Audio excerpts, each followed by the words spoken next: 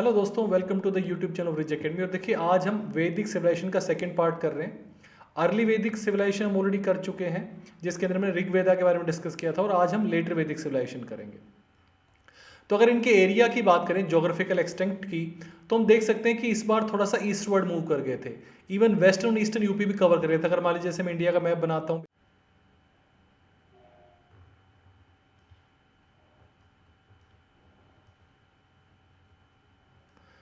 तो देखिए अगर इंडिया की मैप हम देखते हैं तो हो क्या रहा है कि ग्रेजुअली ना, जैसे हम बात करते थे, ये था मेजर एरिया हमारा हड़प्पन सिविलाइजेशन का, आईवीसी बोल सकते हैं। उसके बाद हमने कहा कि ऋग्वेदिक का भी लगभग यही एरिया था, आसपास ही थोड़ा सा, लेकिन शिफ्ट हुआ था जरा सा। और अब कह रहे हैं लेटर वैदिक सिविलाइजेशन और ज्यादा शिफ्ट हो गया, और ज्यादा इधर आ गया। Even western and eastern UP तक भी, यहां तक भी पहुंच गया था। तो ये ग्रेजुअली जो है इनवर्ट शिफ्ट हो रहा है। उसका रीजन, एक बड़ा रीजन था कि इनके पास जो है आयरन के जो टूल्स आ गए थे, जिससे एक्स वगैरह बना लेते, तो फॉरेस्ट को क्लियर कर सकते थे। गंगा यमुना एरिया के बाद गंगे के आजू बाजू जो भी फॉरेस्ट एरिया था, ये सारे क्लियर करके एग्रीकल्चर के लिए यूज कर सकते थे। तो इसीलिए मेजर शिफ्ट इधर हो रहा था। तो it was shifting towards eastern side. Okay, western UP cover हो गया, ईस्टर्न यूपी कवर हो गया, इसको कवर कर रहे थे। ठीक है। अगर हम बात करें आर्कियोलॉजिकल सोर्सेज की, तो जैसे हमने पहले भी कहा था कि अर्ली वैदिक सिविलाइजेशन की अगर हम बात करें, ऋग्वेदा की, तो ऋग्वेदा के टाइम में एज सच हमारे पास ज्यादा आर्कियोलॉजिकल सोर्सेज नहीं है। लेकिन लेटर वैदिक टाइम में Atranji Khera UP, Ahichchhatra UP, Hastinapur UP, ये बिल्कुल मेरठ के पास ही पड़ता है हस्तिनापुर, नुहू हरियाणा, है ना, ये मेवात डिस्ट्रिक्ट में पड़ता है, हरियाणा। तो इस तरह से ये कुछ साइट्स हैं जहां पे उस टाइम के आर्कियोलॉजिकल सोर्सेज मिले। फाइंडिंग्स क्या क्या मिली है यहाँ पे, जैसे बोल सकते हैं पोर्ट्रीज मिली है। हमने पहले भी किया था कि इसकी मेनली जो पोर्ट्री थी वो पेंटेड ग्रेवेयर थी, पीजीडब्ल्यू। वेपन्स मिले हैं आयरन बने, आयरन के। तो मेनली यही बात हम कह रहे थे, जो ईस्टर्न साइड्स जो शिफ्ट हुआ है, उसका रीजन ये रहा कि they could clear forest now with the help of x that was made up of iron. उसके बाद cultivation of rice and other grains, क्योंकि अब धीरे धीरे क्या हो रहा है, एग्रीकल्चर फिर से बढ़ रहा है। अगर हम कंपेयर करते हैं तो अर्ली वैदिक में हमने कहा था कि मेनली काउज, गौ प्रधान समाज था, पेस्टोरल सोसाइटी थी। लेकिन अभी क्या हो रहा है, फिर से एग्रीकल्चर बढ़ रहा है, क्योंकि इनके पास अब धीरे धीरे जो नॉलेज बढ़ रही है एग्रीकल्चर की, और सेडेंट्री लाइफस्टाइल हो रहा है।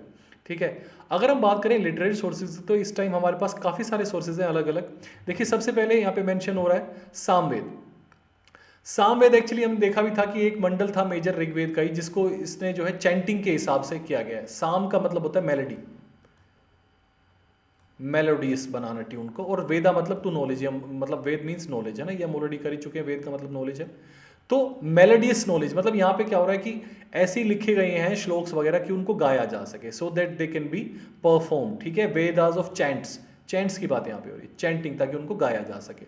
और इसके अंदर जो है बाद में, जैसे हम देखते भी तानसेन के टाइम में जो राग द्रुपद है वो इसी में ही था, द्रुपद राग भी।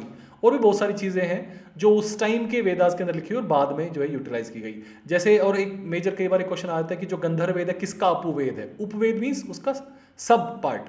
तो उपवेद जो है गंधर्व वेद, सामवेद का उपवेद है, सब पार्ट है। इसके अंदर ही वही म्यूजिक और उन सब के बारे में ही चीजें लिखी हुई हैं। ठीक है। नेक्स्ट आता है यजुर्वेद। देखिए यजुर यज्ञ से रिलेटेड है, वेदा मीन्स नॉलेज। तो वर्शिप जो करते हैं, अब यज्ञ के अंदर हवन वगैरह करते हैं, उसकी नॉलेज है इसके अंदर। और इसके अंदर ये दो पार्ट में है। अगर इसको देखते हैं तो ये दो पार्ट में है, एक तो शुक्ल यजुर्वेद है, कृष्ण यजुर्वेद है। इसको बोलते हैं श्वेत या श्वेत या व्हाइट, यहाँ पे लिखा हुआ है श्वेत यजुर्वेद, और इसमें शाम ब्लैक, है ना।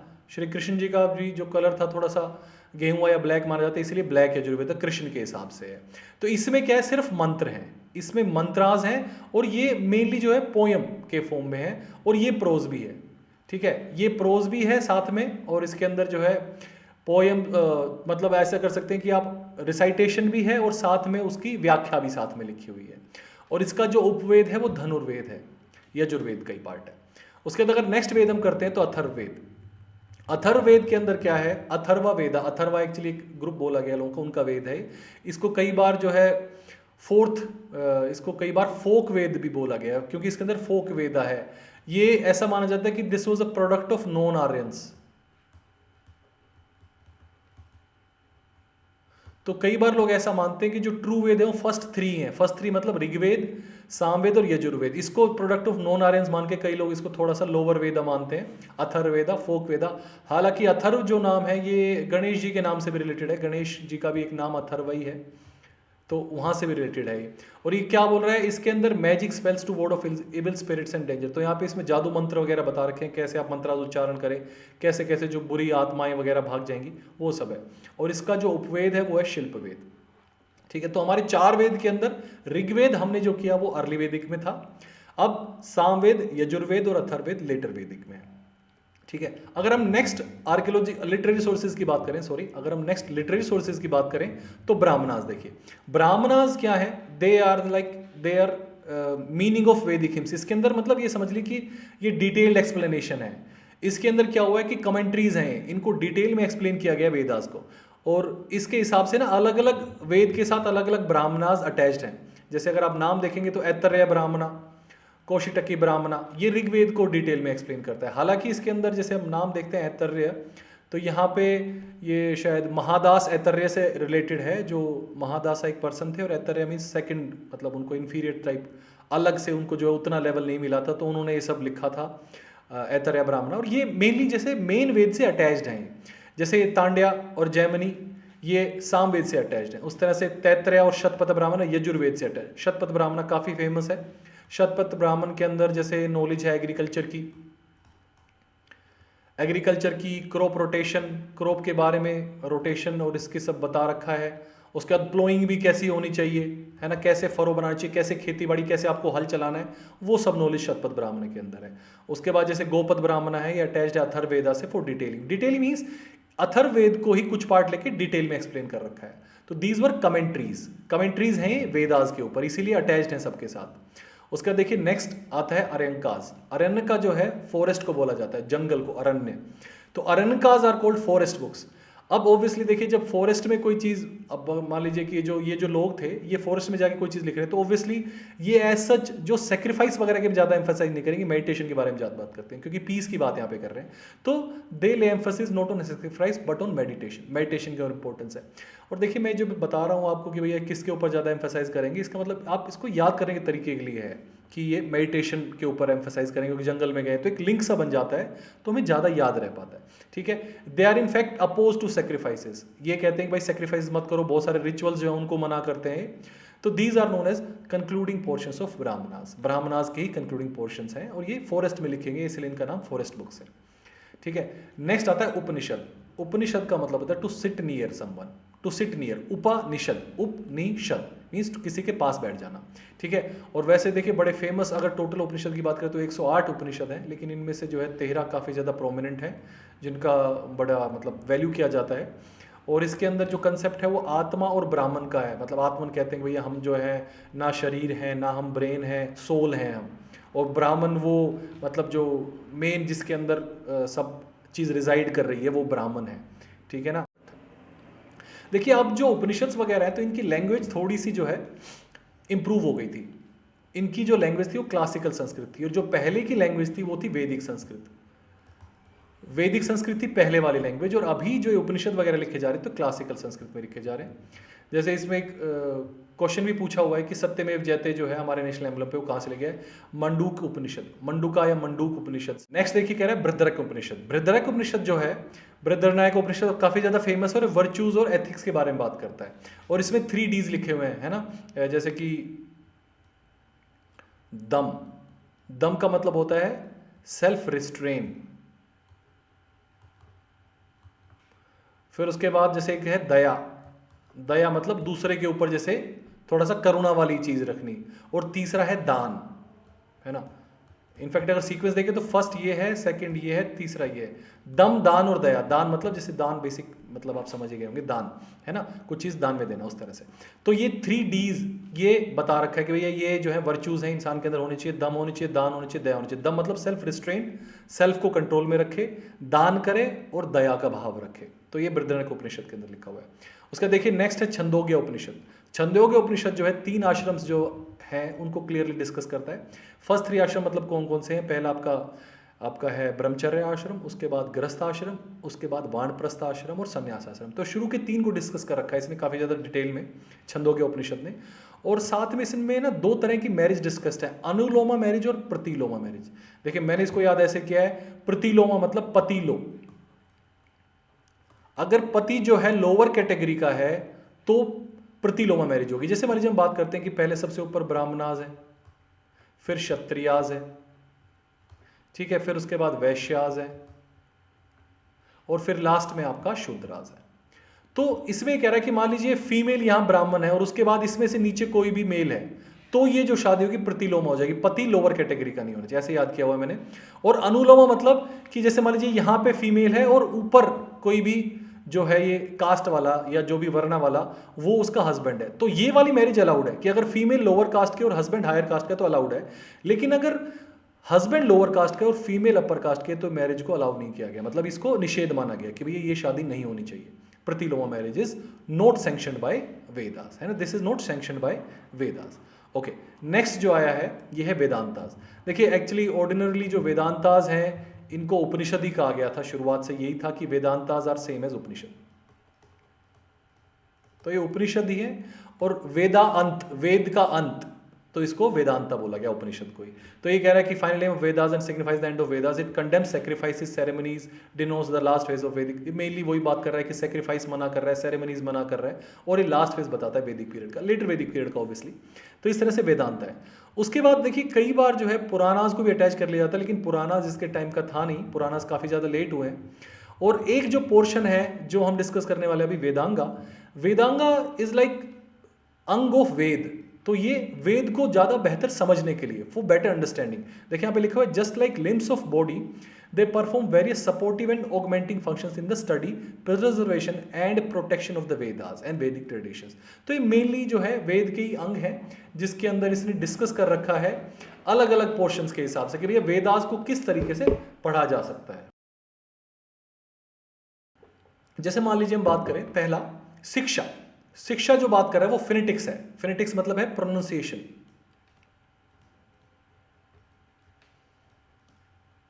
कि किस तरह से प्रोनाउंस किया जाना चाहिए, किस तरह से उच्चारण होना चाहिए, उसमें बात करता है। कल्प जो है, कल्प रिचुअलिस्टिक है, रिचुअल कैसे कैसे होने चाहिए, इसके अंदर ग्रह सूत्र और धर्म सूत्र इसका पार्टी है।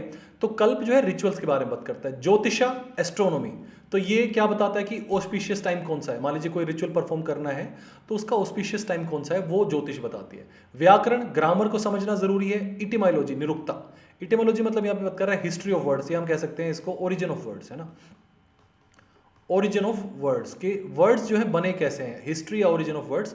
छंदा मतलब मैट्रिसेस, छंद का मतलब यहाँ पे मैट्रिसेस है, क्या चीज़ नापी गई यहाँ पे, मेनली जो है मेलोडी और जो सिमेट्री है उसको देखा यहाँ पे गया है कि किस तरह से मेलोडियस ट्यूनिंग के हिसाब से कर सकते हैं इसको। तो ये 6 इसके वेदांग के पार्ट हैं।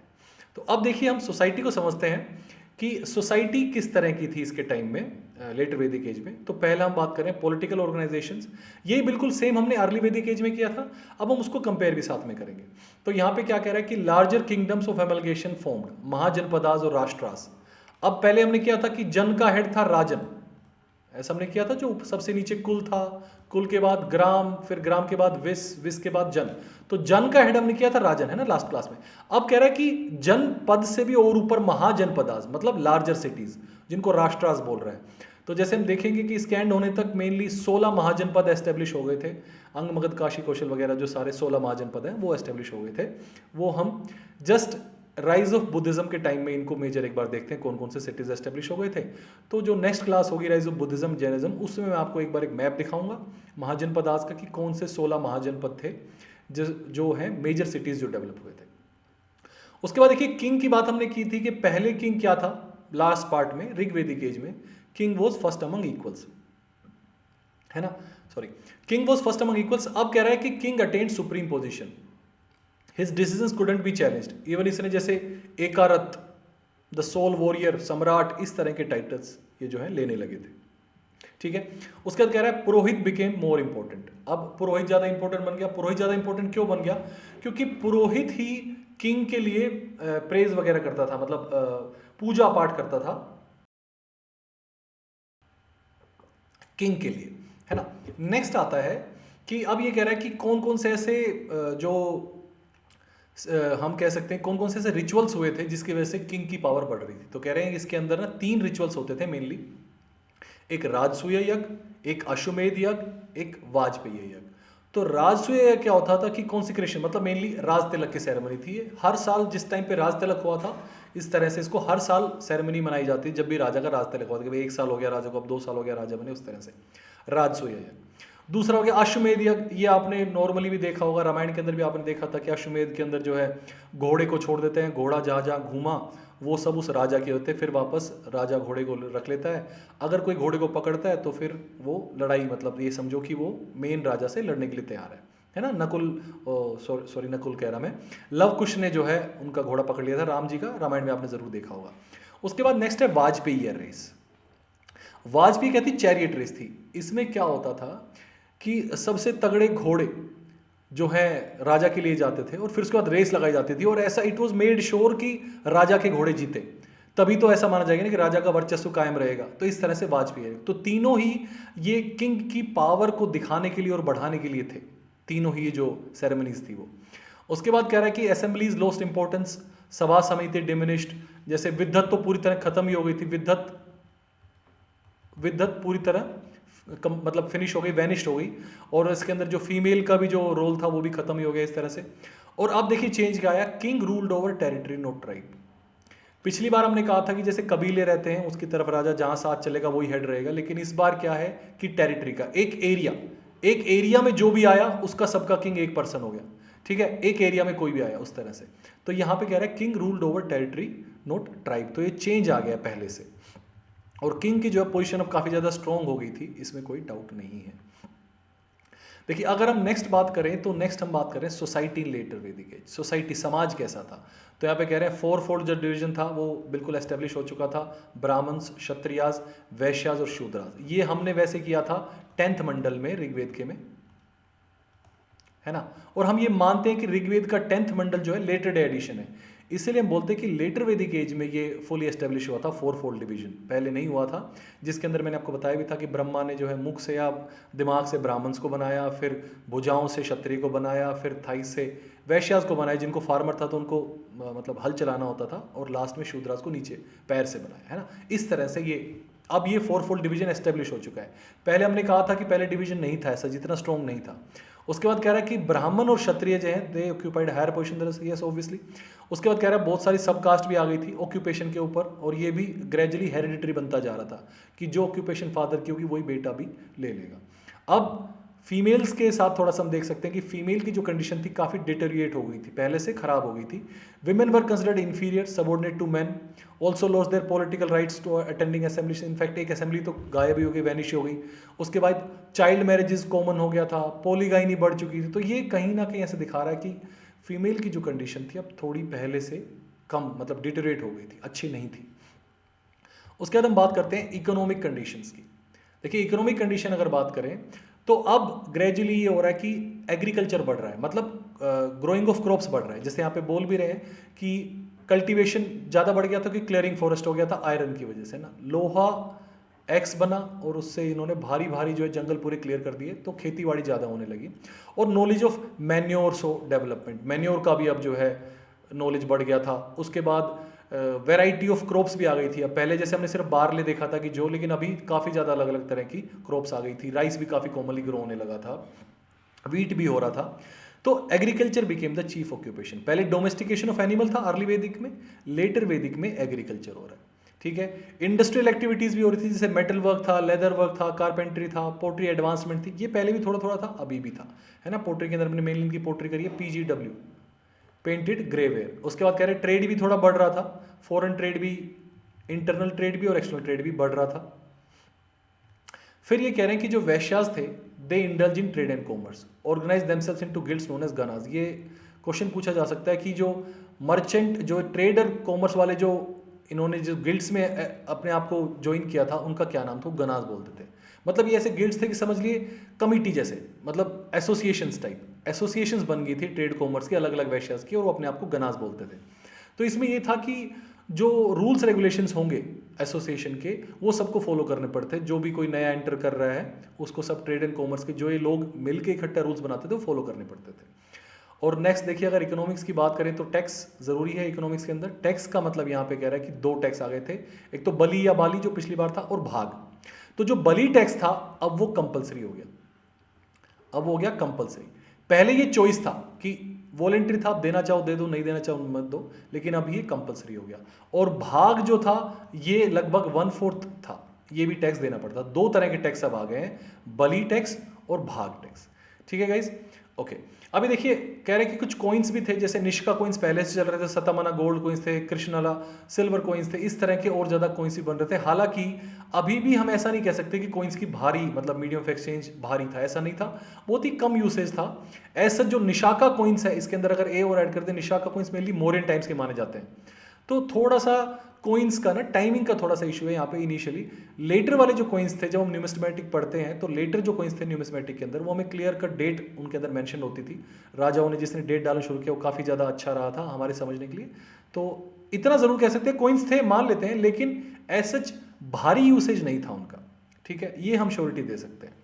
उसके बाद देखिए अगर रिलीजन की बात करें, लेटर वैदिक का रिलीजन, तो अब जो है इंद्र, अग्नि, वरुण, इनकी इंपॉर्टेंस कम हो गई थी। और जो ट्रिनिटी होती है ब्रह्मा विष्णु महेश, वो एस्टेब्लिश हो गई थी। Prajapati was known as the creator of the world, Vishnu the protector और रुद्रा द डिस्ट्रॉयर। रुद्रा को कई बार जो है गॉड ऑफ एनिमल्स भी कहा गया है, या पुशान एक और नाम यूज किया होता है, पुशान है ना, एनिमल्स का भगवान। ठीक है, तो अब ये कह रहा है कि ये तीन जो भगवान थे ये नए इंपॉर्टेंट हो गए लेटर वैदिक में, प्रजापति, विष्णु और रुद्र, है ना। रुद्र कहीं ना कहीं शिव जी से यहाँ पे रिलेट होता है, तो ट्रिनिटी हो गई, ब्रह्मा विष्णु महेश की बात यहाँ पे कर रहे हैं। अब कह रहे हैं कि सेक्रीफाइसेस जो थे वो काफी ज्यादा इलेबोरेट हो गए, रिचुअल्स बढ़ गए थे बहुत ज्यादा। 16 संस्कार जो सेरेमनीज थी वो एस्टेब्लिश हो गई थी। जैसे भैया पहले ऐसी सेरेमनी होती थी कि भैया कंसीव हो जाए बच्चा, फिर कंसीव चाइल्ड मेल चाइल्ड हो, फिर उसके बाद उसका अन्नप्राशन है, पहली बार जब बच्चे को सॉलिड फीड दिया जाएगा, चूड़ाकर्मण है, उसके बाल कटवाए जाते हैं, इस तरह की सेरेमनीज थी। तो इन सेरेमनीज में जो सबसे इंपॉर्टेंट सेरेमनी थी वो थी उपनयन सेरेमनी। उपनयन सेरेमनी मतलब कि जब जनेऊ धारण कराते हैं और फिर जो बच्चा है एजुकेशन के लिए जाता है। ठीक है, ये आपने सब जगह देखा होगा, कृष्ण जी भी जा रहे थे, राम जी भी जा रहे थे, आपने मूवीज उसमें देखा होगा, रामायण में, कृष्णा में। तो उपनयन सेरेमनी मतलब इसमें जनेऊ बांधते थे और बच्चे को गुरुकुल भेज देते थे एजुकेशन के लिए। और इसको जो है बड़ा इंपॉर्टेंट माना गया है उपनयन सेरेमनी को। और कहते हैं कि सिर्फ जो है ऊपर की 3 जो कास्ट थी, जैसे हम बात करें ब्राह्मणा, क्षत्रिय और वैश्यास, ब्राह्मणास, क्षत्रियास और वैश्यास, सिर्फ इन 3 को था। तो इन तीनों को कई बार ऐसा बोला गया द्विज बोर्न, कि जो 3 कास्ट है वो द्विज बोर्न है। ये माना जाता है कि दूसरा जन्म हुआ है उपनयन सेरेमनी के बाद। पढ़ाई को बड़ी इंपॉर्टेंस थी यहाँ पे, तो ये बोल रहा है कि दूसरा जन्म समझो, द्विज बोर्न। तो ये इन 3 के लिए था, शूद्राज के लिए नहीं था। तो ये आपका उपनयन सेरेमनी काफी इंपॉर्टेंट सेरेमनी थी, उपनयन सेरेमनी। उसके बाद नेक्स्ट आता है priesthood became a hereditary profession, they dictated rules for this. तो कहीं ना कहीं प्रीस्ट की जो है पोजीशन बढ़ती जा रही है, और this is actually not good, because priest जो है सेक्रीफाइस को, रिचुअल्स को ज़्यादा बढ़ा रहे थे। और सेक्रीफाइस हमने देखा भी था, जो सेक्रीफाइस कर रहे थे एनिमल्स का, वाइट एनिमल्स का, वो सही नहीं लग रहा था वैश्यास को। मेजरली टैक्स पेइंग कम्युनिटी वही थी उस टाइम। उसके बाद कह रहे हैं concept of soul and salvation भी आ रहा है, जैसे हमने कहा भी आत्मा और ब्राह्मण की बात हो रही है ऊपर, है ना। तो सोल साल्वेशन, हेवन हेल का कंसेप्ट भी ग्रेजुअली राइज हो रहा है। उसके बाद ये कह रहे हैं कि by the end of this period strong reaction against priestly domination arose. उसका रीजन यही था, इलेबोरेट सैक्रिफाइसेस कर दिए। अब आप सारे जानवरों को मार रहे हो, आप गाय को भी, बुल या उनको आप सैक्रिफाइस कर रहे हो, तो ऑब्वियसली जो लोग थे, जो वैश्यास थे मेनली, जो खेती बाड़ी करने वाले लोग थे, दे रोज इन रेबेलियन। और उसके बाद उन्होंने जो है और धर्म के हिसाब से उसके अंदर चूज कर लिया, जैसे बुद्धिज्म, जैनिज्म राइज हुआ था। और साथ में ऐसा भी हो रहा था कि कहीं ना कहीं जो है क्षत्रिय और ब्राह्मण का भी क्लैशेस हो रहे थे, बिकॉज क्षत्रिय वैसे सबसे ज्यादा पावरफुल, वॉर कर रहे हैं, लेकिन ब्राह्मण कहते थे हम ज्यादा पावरफुल, वो सिर्फ बोलने वाले। तो क्षत्रिय और ब्राह्मण में भी क्लैशेस हो रहे थे, मेनली दोनों ऊपर कि सबसे ऊपर कौन माना जाए, इस तरह की जो लड़ाई चल रही थी, उसकी वजह से क्लैशेस हो रहे थे।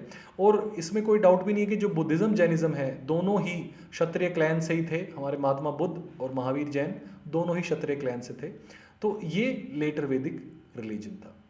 आई होप आप लोगों को समझ में आया होगा और एक अच्छी ग्रिप आई होगी आपको वैदिक एज की। और देखिए मैं इसके अंदर लास्ट में जो है अभी कुछ MCQs भी अटैच कर रहा हूँ, प्लीज़ डू आंसर देम, है ना। कमेंट करके बताइए, और कैसी आपको वीडियो लगी वो भी प्लीज़ बताइए। Thank you, have a nice day.